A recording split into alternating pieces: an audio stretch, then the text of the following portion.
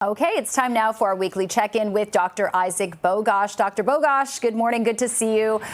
Let's start this morning with this new report from the World Health Organization saying that antimicrobial resistance is outpacing the development of new antibiotics.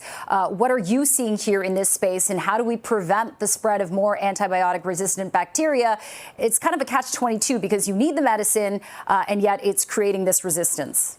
Yeah, absolutely. This is a very large problem. This is a global issue, not just a Canadian issue. And this has been brewing in the background for a long time, but we're seeing much more of it now. And that's basically the overuse and misuse of antibiotics at a global level leads to drug resistance, such that these precious resources, these antibiotics, don't work as well anymore. And if we look at from a global perspective, about 1.3 million people die every year directly because of drug resistance. So it's a big problem, and sadly, it's only getting worse.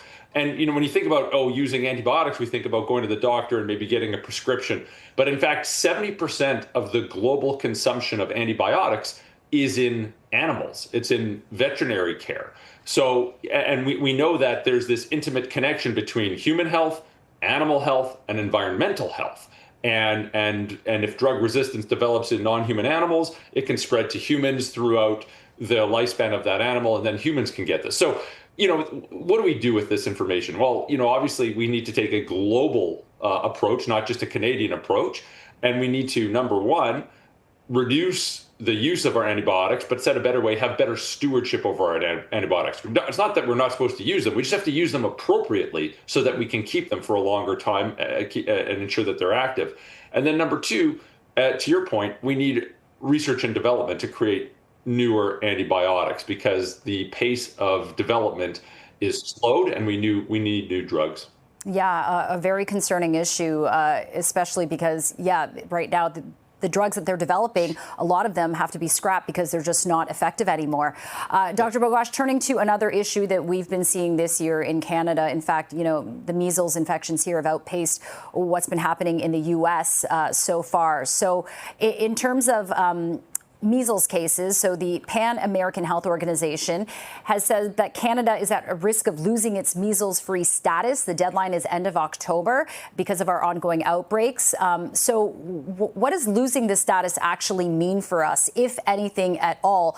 Are cases declining right now at a good rate and, we'll get rid of it soon, or does this signal more? Yeah, it's a big problem. I mean, we shouldn't have measles outbreaks in Canada. Let's just start with that. That's not normal, and we shouldn't have this. And of course, we know that there was a very large outbreak in Ontario and Alberta, and of course, we know there was cases in many other provinces. If you have ongoing transmission for over a year, you can lose your measles-free status, and that's sadly what's happening. Now, cases are declining in Canada. In fact, Ontario's outbreak is pretty much wrapped up, although there are sporadic much smaller outbreaks. Alberta's fortunately is slowing down as well, but we've seen measles transmission for sadly coming up to over a year in the country, and we're at risk of losing that status. And that status is important. I mean, it's kind of like a stamp of approval that shows that your country has the capacity to vaccinate its population and to care for its population to ensure that you don't have the ongoing spread of a preventable infection. And unfortunately, we're seeing that. So hopefully that's not a sign of worsening things to come. But we know this is an uphill battle, but it's a battle worth fighting. We can prevent these infections from spreading through Canada, and we should, because there's morbidity and mortality associated with them, and it's unnecessary. Yeah, we certainly have the tools. It's whether or not they're being used. Okay, Dr. Bogoch, that is our time for today. Thank you so much, and we'll chat with you again soon. Take care.